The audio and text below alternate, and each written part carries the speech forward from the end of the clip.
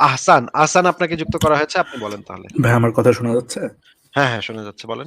আচ্ছা, আমার প্রশ্ন ছিল যে আল্লাহ যদি জানতো যে আসিফ মহিউদ্দিন ৩,০০০ কোটি বছর হচ্ছে দোজখের আগুনে পুড়বে, তাহলে তাকে বানাইলো কেন? সে তো জানতো যে আসিফ মহিউদ্দিন নাস্তিক হবে, আসিফ মহিউদ্দিন হচ্ছে বিয়ার খাবে জার্মানিতে বসে।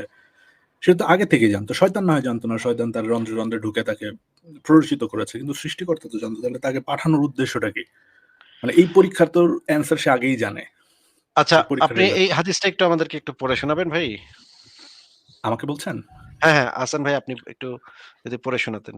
মুসলিম ইবনু ইয়াসার আল জুহানি রাদিয়াল্লাহু সূত্রে বর্ণিত একদা উমর ইবনুল খাত্তাব রাদিয়াল্লাহুকে এ আয়াত সম্পর্কে প্রশ্ন করা হলো, যখন তোমার রব আদম সন্তানের পিঠ থেকে তাদের সমস্ত সন্তানদেরকে বের করলেন, বর্ণনাকারী বললেন, আল কানবি আয়াত পড়ছিলেন। ওমর রাদিয়াল্লাহু বলেন, আমি এই সম্পর্কে রাসূলুল্লাহ সাল্লাল্লাহু আলাইহি ওয়াসাল্লাম এর নিকট প্রশ্ন করতে শুনেছি। রাসূলুল্লাহ সাল্লাল্লাহু আলাইহি ওয়াসাল্লাম বলেছেন, মহান আল্লাহ আদম আলাইহিস সালামকে সৃষ্টি করার পর স্বীয় ডান হাতে তার পিঠ বুলিয়ে তা থেকে তার একদল সন্তান বের করে বললেন, আমি এদেরকে জান্নাতের জন্য সৃষ্টি করেছি এবং এরা জান্নাতবাসীর উপযোগী কাজই করবে। আর অপূর্ব ভাইয়া, হ্যাঁ, হ্যাঁ একটু পুরাটা যদি একটু কষ্ট করে পড়ে শোনাতেন। অতঃপর আবার তার পিঠে হাত বুলিয়ে একদল সন্তান বেরিয়ে এনে বললেন, এদেরকে আমি জাহান্নামের জন্য সৃষ্টি করেছি এবং জাহান্নামীদের উপযোগী কাজই করবে। এই কথা শুনে এক ব্যক্তি বলল, হে আল্লাহর রাসূল, তাহলে আমলের কি মূল্য রইল? রাসূলুল্লাহ সাল্লাল্লাহু আলাইহি ওয়াসাল্লাম বললেন, মহান আল্লাহ যখন কোনো বান্দাকে জান্নাতের জন্য সৃষ্টি করেন, তখন তার দ্বারা জান্নাতবাসীদের কাজই করিয়ে নেন। শেষে সে জান্নাতীদের কাজ করেই মারা যায়। আর আল্লাহ এর বিনিময়ে তাকে জান্নাতে প্রবেশ করান। আর যখন তিনি কোনো বান্দাকে জাহান্নামের জন্য সৃষ্টি করেন, তখন তার দ্বারা জাহান্নামীদের কাজ করিয়ে নেন। অবশেষে সে জাহান্নামীদের কাজ করে মারা যায়। অতঃপর এজন্য তিনি তাকে জাহান্নামে প্রবেশ করান। আচ্ছা, এই হাদিস অনুসারে আমি যে কাজগুলা করছি এগুলো আমাকে দিয়ে কে করিয়ে নিচ্ছে? সৃষ্টিকর্তা করিয়ে নিচ্ছে। আল্লাহ পাক, সরাসরি। মহান জি, মহান আল্লাহ পাক আমাকে হ্যাঁ। দিয়ে এই কাজগুলো করিয়ে নিচ্ছে। আল্লাহকে যে গাইল পাড়াচ্ছে আমাকে প্রত্যেকদিন আইসা এবং হ্যাঁ, নবীকে গাইল পাড়াচ্ছে আমাকে। আমাকে কেন? কারণ আমাকে জাহান্নামের জন্য সৃষ্টি করা হয়েছে এবং আমাকে দিয়ে জাহান্নামীদের কাজ করিয়ে তারপর আমাকে জাহান্নামে প্রবেশ করানোর জন্যই আল্লাহ পাক আমাকে দিয়ে কাজগুলা করিয়ে নিচ্ছেন। করিয়ে এখানে নিচ্ছে। কি আমার কোন কাজ আছে ভাই? আমি কিছু করছি বলেন তো? না মানে, এবং একজন তো প্রশ্নই করেছে, তাহলে আমাদের আমলের কি মূল্য রইল? হ্যাঁ, এক বিটলা আবার নবীরে প্রশ্ন করে বসছে দেখেন কত বড় বিটলা নবীর সামনে আবার প্রশ্ন করে বসছে। তাইলে আমলের কি মূল্য রইলো? হে রাসূল আমলের কি মূল্য রইলো? মোহাম্মদ আবার উত্তর দিছে যে আল্লাহ পাকই করিয়ে নেন। তাইলে ভাই এখন বলেন তো যে এই নাস্তিক আসিফকে মানে জাহান্নামে পাঠানো এটা কি উচিত হবে আল্লাহ পাকের? এইটা আসলে হইল না ব্যাপারটা। আর এরকম আরেকটা মানে সেইম ঘরানারই আরেকটা প্রশ্ন এরকম মাথায় আসছিল আমার যে, মানে অনেক সাসপেন্স ক্রিয়েট করে আমাদের ধর্মে এরকম বলা হয়েছিল যে, ইবলিস হচ্ছে এরকম, আল্লাহর কথা শুনে নাই, এই করছে, ওই করছে। কিন্তু এরপরে হচ্ছে আদম আলাইহিস সালামকে এরপরের কাহিনীগুলো আসলে আমরা সবাই জানি যারা শুনছি। কিন্তু কথা হচ্ছে যে আল্লাহ তো জানতো যে ইবলিস হচ্ছে এই কাজই করবে এক্সাক্টলি। তাহলে জানার পরে ইবলিসকে বানানোর কি দরকার ছিল? সে জানতো যে তাদের ফেরেশতার সর্দারই এই কাজ করবে। তাহলে তারা সর্দার কেন বানাইলো ইন দ্যা ফার্স্ট প্লেস? আরেকটা সবই তো জানতো।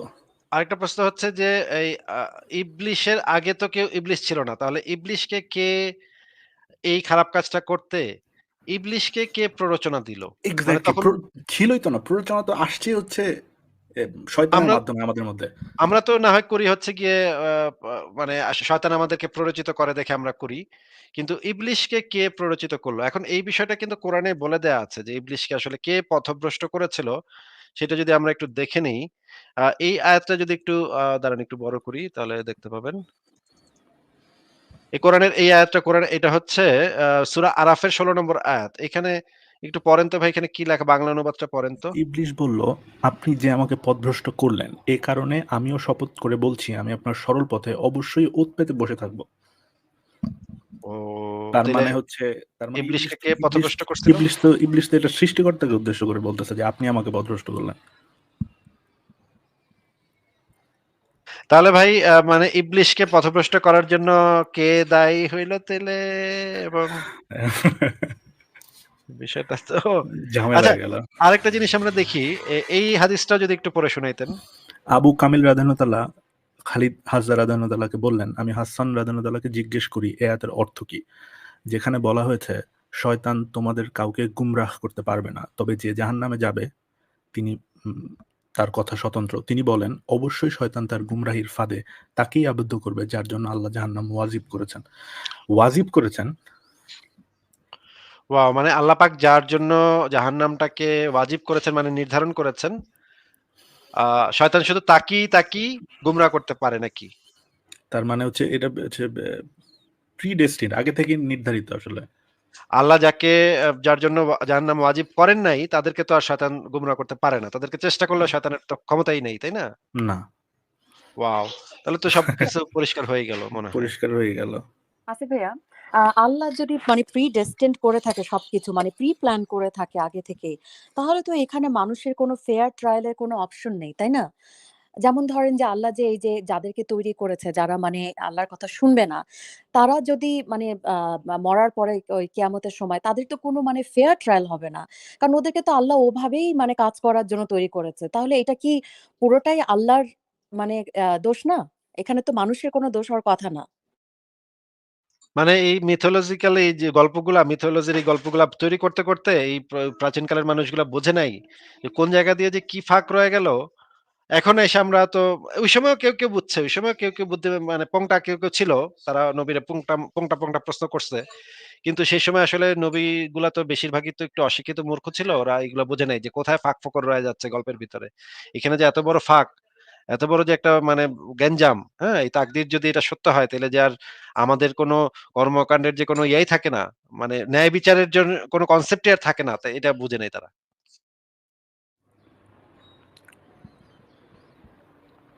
হ্যাঁ, আহসান সাহেব আপনি কি আর কিছু জি, বলবেন? জি ভাই। আরেকটা ব্যাপার ইয়ে ছিল আরকি, যে আমি আমার স্বল্প জ্ঞানে বিভিন্ন ধর্ম সম্বন্ধে যতটুকু বুঝলাম যে প্রত্যেকটা ধর্মেই ধর্মের সৃষ্টিকর্তারাই তার অনুগত বা অনুসারীদের প্রচন্ড বেশি ভালোবাসে। তাদের বাবা-মার চাইতেও বেশি। আমার কোয়েশ্চেন হচ্ছে যে মানে আমি যদি স্পেসিফিক্যালি আমার নিজের মার কথাই বলি, আমি যদি একটা খুন করেও আসি, আমার মনে হয় যে আমার মা আমাকে শেল্টার দিবে। বা আমি একটা বড় অপরাধ করলাম, মাকে বললাম, "মা ভুল হয়ে গেছে, মাফ করে দাও।" সে হয়তোবা শেল্টার দিবে। কিন্তু সব ধর্ম এরকম বলে যে আমার মার থেকেও আমার সৃষ্টিকর্তা আমাকে অনেক, অনেক গুণ বেশি ভালোবাসে। গুণ শব্দটা আসলে উল্লেখ না করলেই না। অনেক বেশি গুণ বেশি ভালোবাসলে তাহলে সেই সৃষ্টিকর্তা আমার দোজখে কিভাবে দিবে? আমার মাই তো দিতে পারবে না আমাকে। আমার মা আমাকে জ্বলতে দেখতে পারবে না। আমি যত অপরাধী করি, এটা আমার মনে হয়। এবং আমার মনে হয় অধিকাংশ পৃথিবীর মানুষের মাই তার সন্তানকে আগুনে পুড়তে দেখতে পারবে না। আর দোজখের আগুনের ভয়ংকরতা তো আর নাই বললাম। তাহলে সৃষ্টিকর্তা এত বেশি গুণ ভালোবেসে তাহলে সে আমাদেরকে এরকম কিভাবে শাস্তি দেয়? ৯৯ ভাগ করুণা হচ্ছে গিয়ে আল্লাহ পাকের আর ১ ভাগ হচ্ছে পুরা মানব জাতির, তাই না? এটা তো আমাদের হুজুরেরা মাঝে মাঝেই ওয়াজে বলে। ৯৯ ভাগ দয়া করুণা এগুলো আল্লাহ পাক। আর ১ ভাগ হচ্ছে পুরা মানব জাতির। সেই মানব জাতির একজনই তো এটা করতে পারবে না। সেখানে আল্লাহ পাকের করুণা তো আরো অসীম হওয়ার কথা। এগুলা কোনো কিছুই মেলে না ভাই, হ্যাঁ? কোনো কিছুই মিলছে না।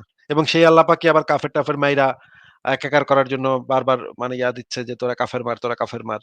ওদেরকে মানে কতল কর, আক্রমণাত্মক জিহাদ কর।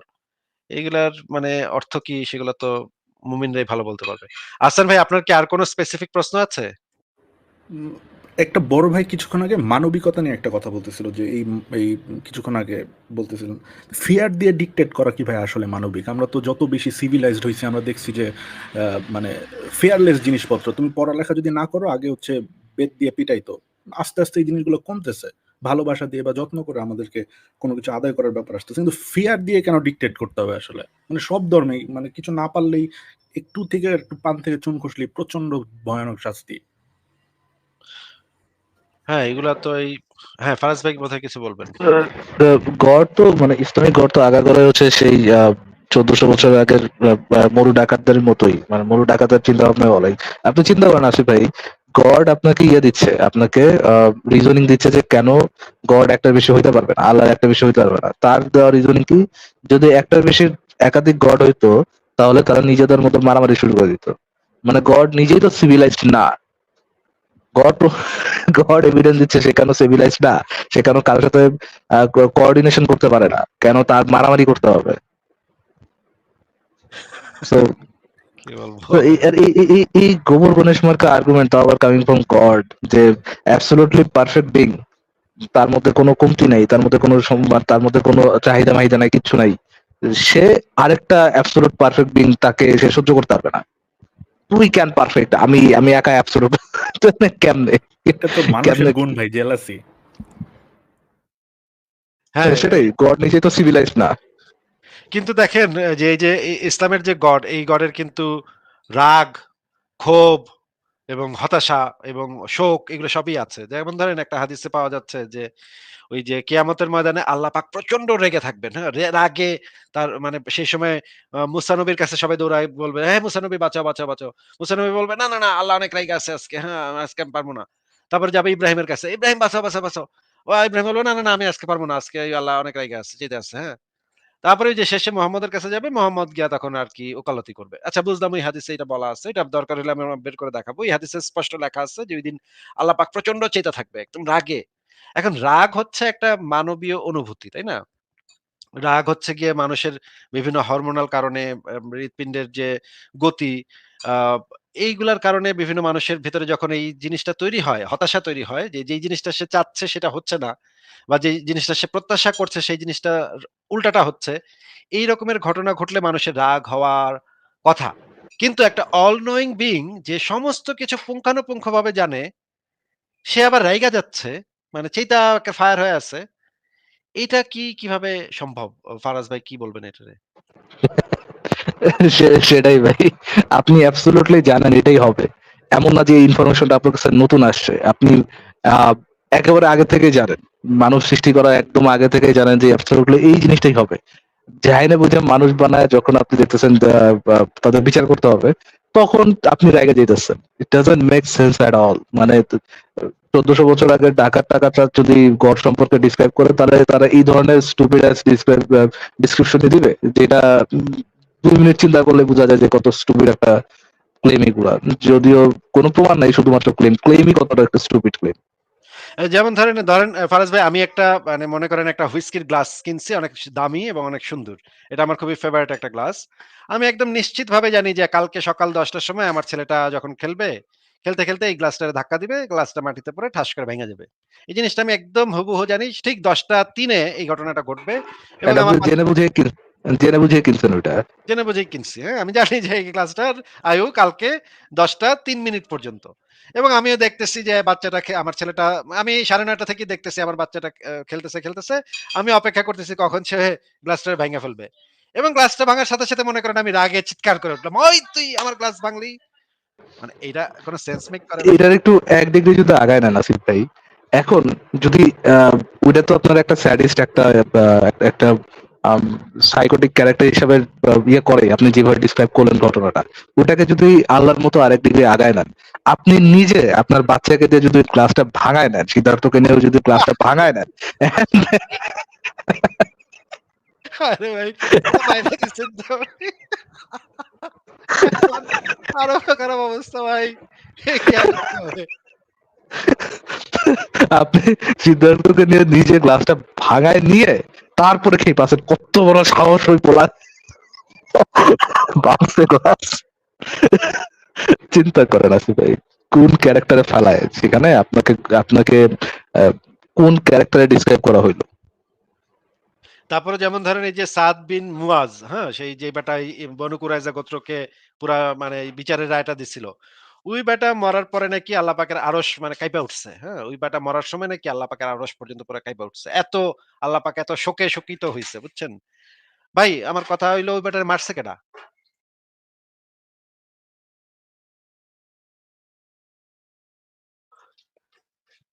মনে হয় কোনো উত্তর নাই। ঠিক আছে।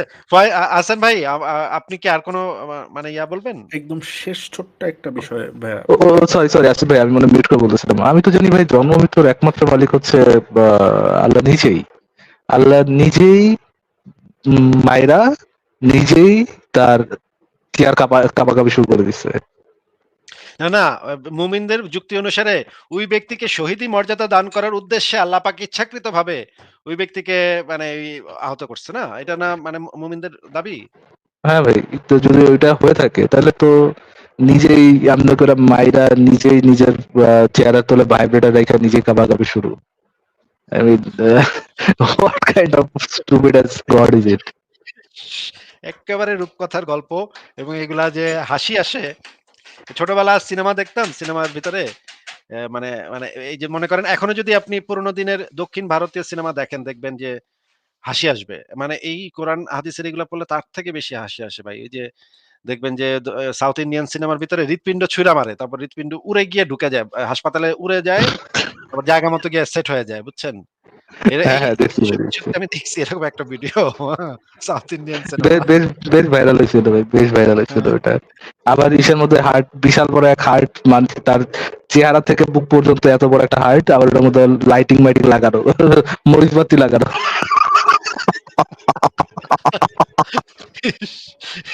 এগুলা কিছু মানুষ এগুলা বিশ্বাস করতেছে, এটা ভাবতেই না কেমন গা গুলায় ভাই।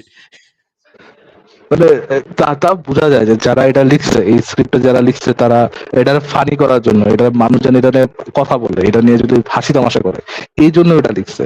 বাট চিন্তা করেন, মোহাম্মদ এবং তার সাহাবীরা এটা যারা লিখছে, তারা জেনুইনলি মনে করছে যে এটাতে তারা বিলিভ করতে হবে। এটা না, তারা জোক করতেছে না, এটা তারা রিয়ালিটি ডিসক্রাইব করতেছে।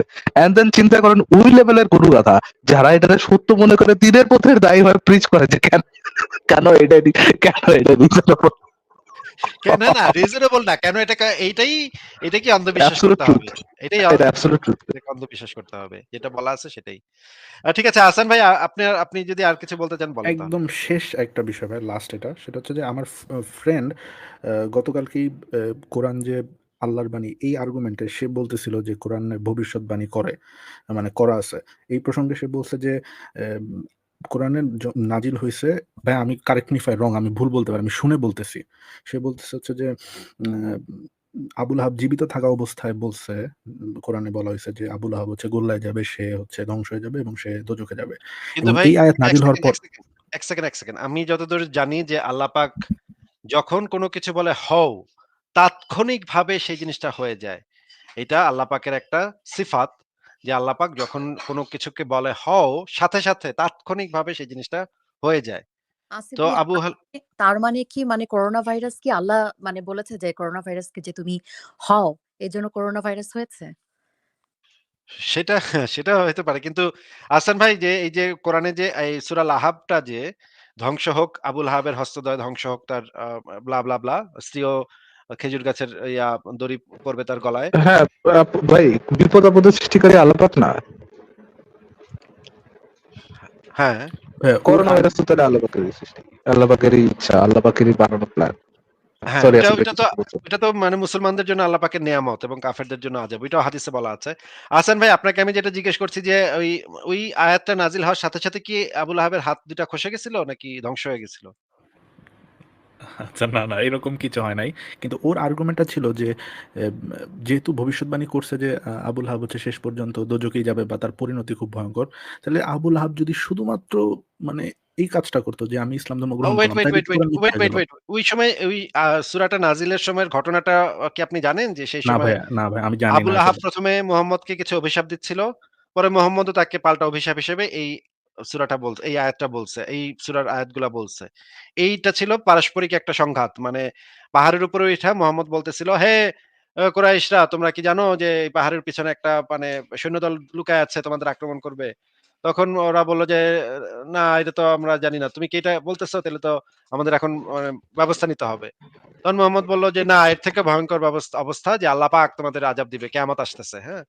তখন লোকজন তখন তাকে গালি দেয়া শুরু করছে যে, "এই বেটা তুই আবার ফাইজলামি শুরু করছস।" তখন আবুল আহাব তাকে গালি দিচ্ছে, অভিশাপ দিচ্ছে, হ্যাঁ? "তোর ধ্বংস হোক তোর মুহাম্মদ তোর ইয়া।" তখন পাল্টাপাল্টি মুহাম্মদও তাকে ধ্বংস হওয়ার মত এই সূরাটা নাজিল হইছে তার উপরে, হ্যাঁ? এখন আমার প্রশ্ন হচ্ছে আহসান ভাই যে মুহাম্মদের মৃত্যুটা কিভাবে হয়েছিল সেটা যদি আপনি আমাদেরকে একটু বলতেন। না, আমি অনেক কিছুই জানি না ভাই। আমি যতটুকু এই যে আচ্ছা কোয়েশ্চেন গুলো ইন জেনারেল করছি। আপনাকে আমি বলে জি, দিচ্ছি জি। মুহাম্মদের মৃত্যু হয়েছিল বিষক্রিয়ায়, যেটাতে মুহাম্মদ অনেক কোথায়, কোথায় অনেক কষ্ট পায়া কিওর হওয়ার অনেক চেষ্টা করার পরেও সে নিজেকে কিওর করতে পারেনি। ৭ ঘাটের পানি ঢালছে, মানে শিঙ্গা লাগাইছে, ওষুধপত্র সেই সময় যে ওষুধপত্র হাতের কাছে পাইছে সবকিছু খাইছে কিন্তু নিজেকে কিওর করতে পারে নাই। চিৎকার করে কাঁদতে, কাঁদতে মুখের থেকে ফেনা উঠে, উঠে প্রচন্ড জ্বরে, প্রচন্ড মাথা ব্যথায়, বিষক্রিয়ায় সে শেষ পর্যন্ত কোথায়, কোথায় মরছে। এবং হ্যাঁ? মাংস, এবং ছাগলের মাংস পর্যন্ত তার সাথে জিহ্বার সাথে কথা বলেছে যে আমাকে কিন্তু খেও না, খেও না। তারপরও সে মানে খেয়ে ফেলেছে আরকি। মানে কি একটা অবস্থা চিন্তা ওয়েল, মোহাম্মদ এতটাই ইয়ে ছিল, এতটাই তার মধ্যে এতটাই সেক্স অ্যাপিল ছিল যখন ছাগলের মাংসের সাথে তার মুখ লাগছে, ছাগলের মাংসটা এরকম হর্নি হয়ে যায়, মোহাম্মদের সাথে কথা বলা শুরু করছে, don't eat me please don't eat me. And then আচ্ছা, এটা ইয়া কি সাবরিনা আপু, এটা ডিফেন্স কি জানেন মুমিনের পক্ষ থেকে? এটা ডিফেন্স হচ্ছে যে ছাগলের মাংস সংবাদ দিচ্ছে, তার মানে এই না মুখ গজায় ছাগলের মাংস কথা বলছে, ছাগলের মাংস অন্যভাবে জানাচ্ছে। মানে কি যে স্টুপিড কথা, কি যে একটা স্টুপিড কথা। এনিহাও, যে আসিফ ভাই কিছু একটু বলছিলেন। হ্যাঁ, হাসান ভাই আমি আপনাকে যেটা জিজ্ঞেস করতে চাচ্ছি যে আবুল আহাবের যে ভবিষ্যৎ মানে অভিশাপ এটাও তো সত্য হইছে নাকি? সেও তো একজন নবী হবে নাকি? না, না, না। আসিফ ভাই আপনার ও পয়েন্টটা তাহলে এটা যে আবুল আহাবও বলছিল যে তুমিও ধ্বংস হবে, এরকমটা হ্যাঁ, মানে এটা বলতে চাচ্ছেন? হ্যাঁ, হ্যাঁ। এটার সোর্সটা সে কি আসিফ ভাই? সেই আপনি যে মানে আমার কাছে ভিডিও আছে ইসের এবং সেই সময়ের যে ইয়াটা আপনি দেখেন, সেই সময়ের এই সূরা নাজিলের শানে নজুলটা পড়েন। আবুল আহাব মুহাম্মদকে বলছিল তুমি ধ্বংস হও। তখন পাল্টাপাল্টি ও বলছিল তুমি ধ্বংস হও। আমার কাছে ভিডিওটা আছে দাঁড়ান আমি দেখি। আ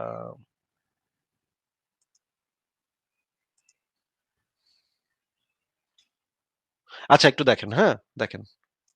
আবুল আহাব রাসূল আকরাম সাল্লাল্লাহু আলাইহি ওয়াসাল্লাম একটা গালি দিল। এটা বুখারী শরীফে আছে, তাব্বান লাকা সাইরাল ইয়াউম আলি হাযা জামাআতানা, এই কথা বলার জন্য আমাদেরকে আনছো, তুই ধ্বংস হ। রাসূল সাল্লাল্লাহু বদদুয়া দিয়ে কি বলল? তুই ধ্বংস হ। কোরআনে কারিমে অসংখ্য কাফেররা আল্লাহকে গালি দেওয়ার কথা বলা আছে, তার বিপরীতে আল্লাহ কোনো গালি ঠিক না, আল্লাহর সম্পর্কে অনেক কটূক্তি করছে, তার জবাব পাল্টা আল্লাহ তাআলা খুব একটা দেন নাই। রাসূল আকরাম সাল্লাল্লাহু আলাইহি ওয়াসাল্লাম সম্পর্কে একবার মাত্র আবুল আহাব বলছিল তুমি ধ্বংস হও, সঙ্গে সঙ্গে আল্লাহ তাআলা সূরা তাব্বাত ইয়াদা নাযিল করে বললেন তাব্বাত ইয়াদা আবুল আহাব ওয়া তাব, আবুল আহাব নিজে তার দুই হাত ধ্বংস হোক। শুধু এই বদদুয়া করেন না, এটাকে কোরআনের অংশ করে দিয়েছেন। 16 কোটি মানুষ কিয়ামত পর্যন্ত এই তাব্বাত ইয়াদা যতবার পড়বে ততবার আবুল আহাবের উপরে কি হবে? সে আমার রাসূল সাল্লাল্লাহু আলাইহি ওয়াসাল্লামকে গালি দিয়েছিল কয়বার, বদদুয়া করছিল, তার জবাবে আল্লাহ তাআলা সূরা তাব্বাত ইয়াদা নাযিল করায়া কোটি কোটি মানুষের মুখ দিয়া কিয়ামত পর্যন্ত তার জবাব দিতে আছেন। আচ্ছা, ফারাজ ভাই শুনতে পাইছেন? হ্যাঁ ভাই, শুনলাম মানে নেতারা গালি দিলে নেতার পিছনে ছাতা ধরা লোক যেমন সবার আগে ঘেউ ঘেউ করে উঠে, একদম সেম অবস্থা। খেয়াল করে দেখেন আল্লাহরে কিন্তু আবুল আহাবরা অনেকবার গালি দিছিল, আল্লাহ কিন্তু চেতে নাই, বুঝছেন?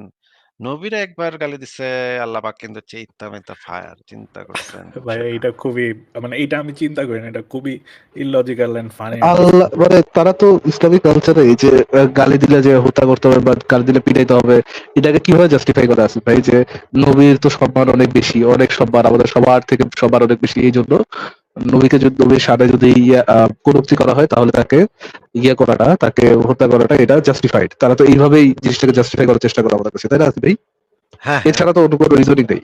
চিন্তা করেন তাদের থিওলজি অনুযায়ী, তাদের নিজের ধর্ম অনুযায়ী, তাদের নিজের অন্ধবিশ্বাস অনুযায়ী আহ নবীর সম্মান মানে 1400 বছরের আগে পেডোফাইলের সম্মান অ্যাকচুয়ালি আল্লাহর সম্মান থেকে বড়, এবং আল্লাহ নিজেও সেটা মানে যে সে যে পুরা মহাবিশ্বের বাড়াইছে, তার থেকে এক পেডোফাইলের সম্মান হচ্ছে তার থেকেও বেশি, আল্লাহর কাছেও বেশি। আল্লাহ চেতে গেছে, যে হ্যাঁ। আচ্ছা, আচ্ছা হাসান ভাই আপনি বলেন যে এই যে কলতলার ঝগড়াটার মতো ২ জন যে ঝগড়া করতেছে এবং আল্লাহও যে সেই ঝগড়ায় মুহাম্মদের সাপোর্টে গাইলাইতেছে আবুল আহাব, "ওই তুই তো অংশ হবি।" আমরা দেখতাম এই যে কলতলায় ২ মহিলা মানে যখন ঝগড়া করত, এক মহিলার পক্ষে আবার আরেক মহিলা আইসা কোমরে মানে ইয়াটা আঁচলটা গুইজা তারপরে দিত মানে বাপ মা তুইলা গালি। ওরে বাপরে বাপ! সে কি ঝগড়া, চুলাচুলি মারামারি। তো আল্লাহ পাক যে পার্টিসিপেট করছে এই ঝগড়াটাতে এবং একটা পক্ষ হয়ে আরেক পক্ষরে গাইল পারতেছে। ঠিক আছে, বুঝলাম সবই। এই যে মুহাম্মদও তো ধ্বংস হয়েছিল, তাই না? তাহলে তো একই সূত্রতে আবুল আহাবও তো নবী হয় নাকি? এন্ড যদি আবুল আহাব যদি কোথাও বলে যেত যে এই কথাটা যে মোহাম্মদ কখনো মানুষ হবে না আর, বা অর্থাৎ মোহাম্মদ কখনো তার এই ইসলামই ছাড়বে না, তাহলে তো সেও নবী নাকি? যেটা একটা অবভিয়াস না, কিন্তু কোরআনে তো একটা রুলিংস আছে যেটাকে বলা হয় নাসেখ মানসুখ। যদি দেখা যায় তো আবুল আহাব ইসলাম ধর্ম কবুল করে ফেলছে হ্যাঁ, তাহলে তো হ্যাঁ, সেটাই আছে ভাই, একদম। আমি ইভেন রাইট নাও আমি ইয়েটা পড়লাম, আবুল আহাবের ইয়েটা পড়লাম, সূরাটা পড়লাম, ওখানে কোথাও লেখা নাই যে আবুল আহাব কখনোই ইসলাম ধর্ম গ্রহণ করবে না। যেই আর্গুমেন্টটা মোস্ট প্রবাবলি দেওয়া শুরু করা হয়েছিল, ওটা তো কোথাও লেখা নেই। লেখা হয়েছিল সে জাহান্নামী, তাকে জাহান্নামে নেওয়া হবে, সেই যদি ওটা মানে ধরেন নাসিক মানসুক নাও থাকতো, তাহলে মুমিনরা কি বলতো, হ্যাঁ ভাই জাহান্নামী, তাকে তো ওখানে তো কোথাও বলে নাই যে সে চিরকাল জাহান্নামী। হ্যাঁ, সে ওই সে হয়তো মানসুখ পার্টিকুলার হয়ে গেছে। ওয়েত্রী মানসুখ হয়ে গেছে। ওই সূরাটি মানসুখ মানসুখ হয়ে হয়ে গেছে। গেছে, বা ওইটা হচ্ছে সে যে অপরাধ করছিল মিশের সাথে, সেটার জন্য সে জাহান্নামে পড়বে, তারপর আবার সে জান্নাতে চলে যাবে। সে তো মুসলিম, মুসলিম হচ্ছে, না, তারপর সে মুসলিম জান্নাতে হইলে যাবে। তো মুসলিম হইলে সব পাপ ধুয়ে যেত ভাই। আগে যা করছে সব ধুয়ে যেত। হ্যাঁ? যখন ওই যে আবু সুফিয়ান যখন মুসলমান, আবু সুফিয়ানও তো মুসলমান হইছে, তাই না? ও এখন আচ্ছা আচ্ছা আচ্ছা, ওকে। আবু সুফিয়ানের বউ হিন্দ, সে ওই যে হামজার কলিজা চিবায় খাইছিল। তারপরে তো তারা মুসলমান হয়ে গেছে, তাই না? হ্যাঁ ভাই, তাহলে হাদিস দিয়ে মানসুখ করে দিত, তারা তো হাদিস দিয়েও কোরআনের আয়াত মানসুখ করে। হাদিস দিয়ে করে না? হ্যাঁ, কইতো হাদিস যে দিয়ে মানসুখ করে দেয়। ওই যে হাদিস যে আমি খুব মোহাম্মদ কইতো, আমি খুশি হইলো মোহাম্মদ বা আমার চাচায় আমার দলে আসছে, এটাই মানসুখ, কোরআনের আয়াত মানসুখ, শেষ। ভাই এমনও হইতে পারত যে ওই আবুল আহাব যদি আইসা ইসলাম কবুল করতো, তখন আরেকটা সূরা নাজিল হইতো, অভিনন্দন হে আবুল আহাব, তোমাকে ইসলামে স্বাগতম। হ্যাঁ? এই টাইপের মনে করেন একটা নতুন একটা আল্লাহ সূরা। আল্লাহ শুধুমাত্র ভয় দেখাইতে চাইছিল। আসিফ ভাইয়া হয়তো সূরা নাজিল করে ফেলবেন আসিফ ভাইয়া। স্বাগতম হে, হে আবুল আহাব, তোমাকে আ- ইসলামে আল্লাহ স্বাগতম। আল্লাহ ভয় দেখায় আবুল আহাবকে জাহান্নাম থেকে রক্ষা করছে। দেখছো আল্লাহ কত মহান। আলহামদুলিল্লাহ বলো, আলহামদুলিল্লাহ। হ্যাঁ, আল্লাহ আগেই জানতো যে আবুল আহাব ইসলাম কবুল করবে। এই কারণেই আবুল আহাবকে ভয় দেখাবার জন্য আগে ওই সূরাটা নাজিল করছিল, পরে আবার একটা নাসেখ সূরা নাজিল করে দিয়ে জিনিসটাকে আবুল আহাবকে বাঁচায় নিচ্ছে। দেখেন, এইভাবেই আল্লাহ মানুষ ঈমানদারদেরকে পরীক্ষা করে। হ্যাঁ? কাফেরদেরকে মানে ইসলামের পথে নিয়ে আসে। এটাই একটা আল্লাহর মজেজা, বুঝছেন? সেটাই ভাই, এটা তো এটা ওয়ার্ক করে। আহ, ওভারটাইম তাদের তো এই হিস্ট্রি তো বহুত আগে থেকে আছে, যে কোরআনের আয়াতে মানসুখ করা, কোরআনের আয়াতকে ইয়ে করা, এ তো নতুন কোনো কিছু না রে ভাই। আচ্ছা ফারাজ ভাই, আসিফ ভাই, আপনাদের মনে হয় না যে আল্লাহ একটু বেশি ওভারটাইম করে ফেলে? ওভারটাইম করে ফেলেছে ওই সময়টায়। দেখা গেল যে, যে সূরাটা একবার নাজিল করলো, পরে আবার আরেকটা সূরা নাজিল করলো। আল্লাহ যদি সবকিছু জানতই তাহলে একবারে একটা সূরাই নাজিল করত। এমন কেন সূরা নাজিল করলো যেটা নাজিল হলো তারপর আবার সেটা আবার চেঞ্জ করে আবার আরেকটা সূরা নাজিল করলো? এটা ওভারটাইম। মানে এইটা তো আরো মানে প্যাথেটিক পর্যায়ে চলে গেছে তখন, যখন হচ্ছে গিয়ে দাঁড়ান একটা ইয়া দেখাচ্ছি আপনাদেরকে। একদম প্যাথেটিক পর্যায়ে চলে গেছে আরেকটা সময়। মনে করেন এই ইয়াটা আমরা একটু পড়ি, দেখেন। আচ্ছা, না এটার ভিতরে ভালোভাবে বোঝা যাচ্ছে না। হাদিসটা ভালোভাবে বোঝা যাচ্ছে না। আমি একটু বের করি। ফারাজ ভাই, আপনি একটু কথা বলতে থাকেন, আমি একটু হাদিসটা বের করি। হ্যাঁ, শিওর শিওর, বলেন ভাইয়া। না ভাই, আমার আর কোনো প্রশ্ন নাই। আমার যতটুকু জানা দরকার ছিল আমি জানাচ্ছি। আপনাদেরকে অসংখ্য ধন্যবাদ আসলে।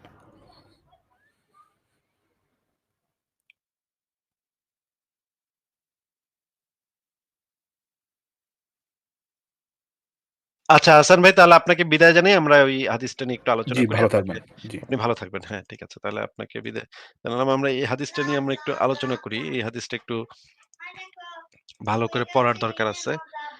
আ এটা আমরা একটু বড় করি। দেখেন, বুখারী শরীফের তাওহীদ পাবলিকেশনস ৪৯৯০ নম্বর হাদিস।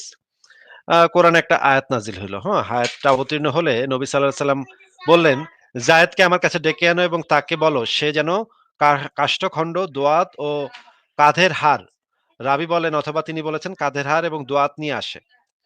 এরপর তিনি বললেন, "লেখো।" মানে ওই যে, যে আয়াতটা নাজিল হইল, এই যে এই আয়াতটা লিখতে বলল।